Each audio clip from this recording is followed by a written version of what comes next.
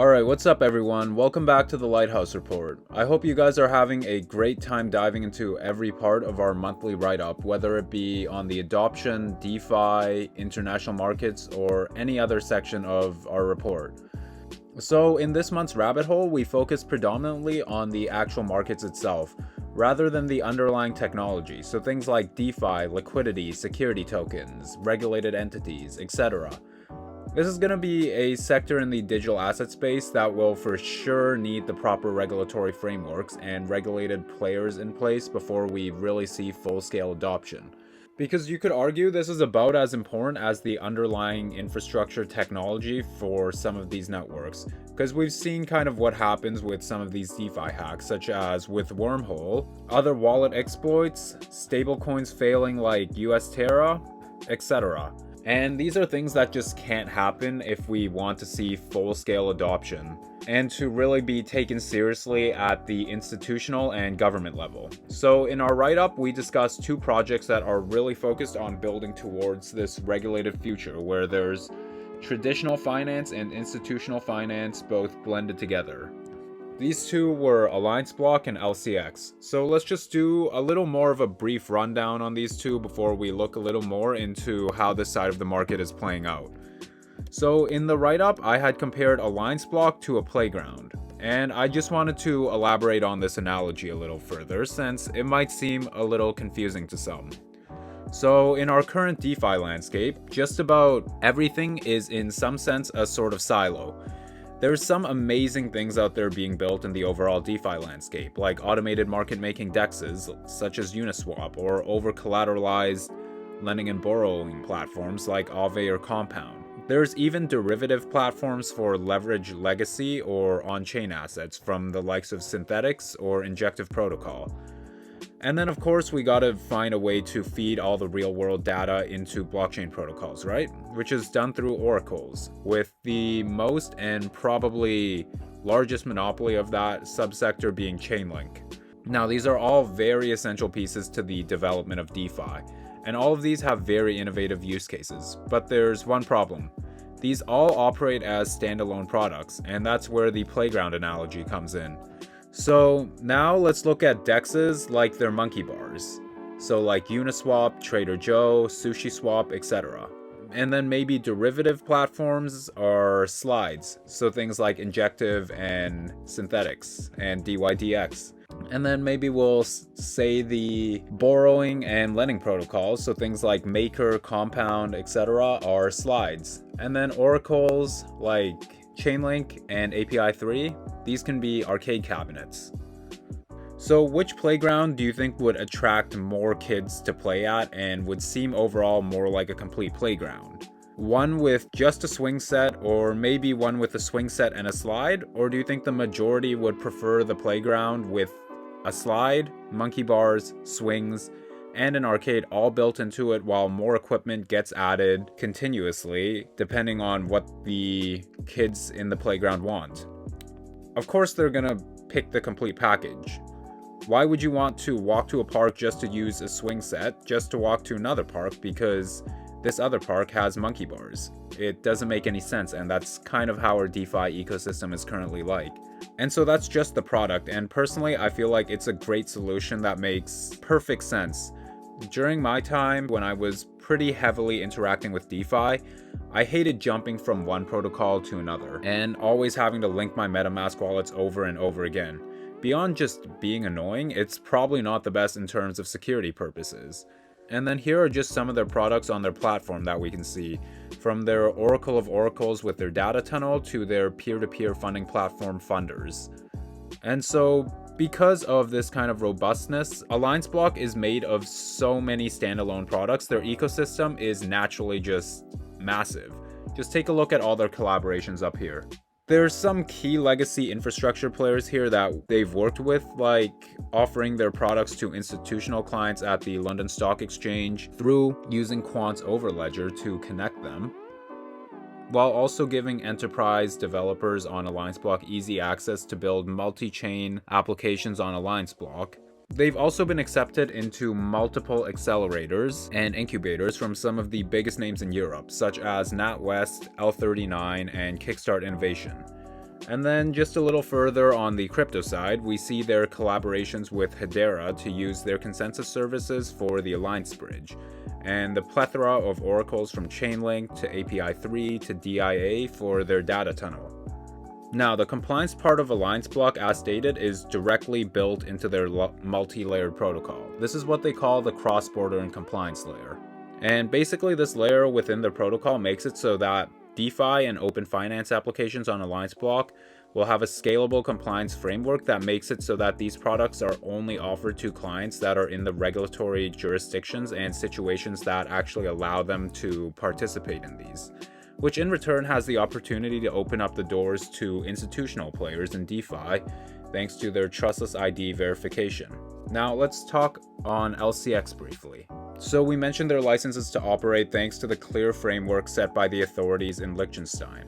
So LCX has got 8 licenses that legally allow them to operate, and I won't go through all of them in depth, but essentially these give them the right to do things like exchange legal tender for tokens and vice versa, safeguard users' tokens and keys, identify users in possession and ownership of certain tokens, and generate or issue tokens on behalf of themselves or another company. And so we kind of see that these licenses all kind of play a key role into the overall operations of LCX, whether it be basic exchange features like swapping assets, their institutional grade custody vault, or their security tokens and token management features for institutions or other corporates that may want to tokenize some less fungible and illiquid assets onto the blockchain. We've already seen them doing so with diamonds, and I wouldn't be surprised if we eventually see more luxury assets like that, whether it be mansions or exotic cars. And of course, they've been working very closely with authorities and policymakers around the world, with probably the biggest name being the World Economic Forum. But beyond collaborating with them for the Center for the Fourth Industrial Revolution, something many people don't realize is that just about every single one of their advisors also has some ties and relations to the World Economic Forum and some other massive names around the world, such as BlackRock, the World Health Organization, the United Nations, and the European Commission. And personally, I think the biggest feature on here is landing Don Tapscott as an advisor. This guy holds the record for the most watched video on blockchain from his TED Talk a few years back. He's also helped towards innovations with countless governments and founded the Blockchain Research Institute, which has members like the Bank of Canada, LCX, Tencent, Accenture, Avalanche, IBM, and Hedera, which I believe was just very recently added, and a whole bunch of others. And all while being a senior advisor to the World Economic Forum. Now that's quite a title to be holding. And then outside of the general crypto space, there's one company looking to build towards digital assets and tokenization that's not directly operating in crypto, and that's Six. This is one of the most powerful companies building in DLT to keep an eye on. They literally own the Swiss stock exchange and the Swiss interbank clearing system. They're quite the powerhouse in Switzerland. And most notably, in just November of last year, they had launched their digital exchange, titled Swiss Digital Exchange, or SDX. This has been the first stock exchange company to build a platform towards digital assets and tokenization. They were also the first to have an exchange that fully supported automation in settlements, clearing, and trades back in the mid to late 1990s, so there's some history here. This is also the platform that had inspired the Stock Exchange of Thailand to build out a digital asset platform themselves, titled TDX. As we can see here, TDX is modeled on SDX, and this was from the president of the Stock Exchange in Thailand.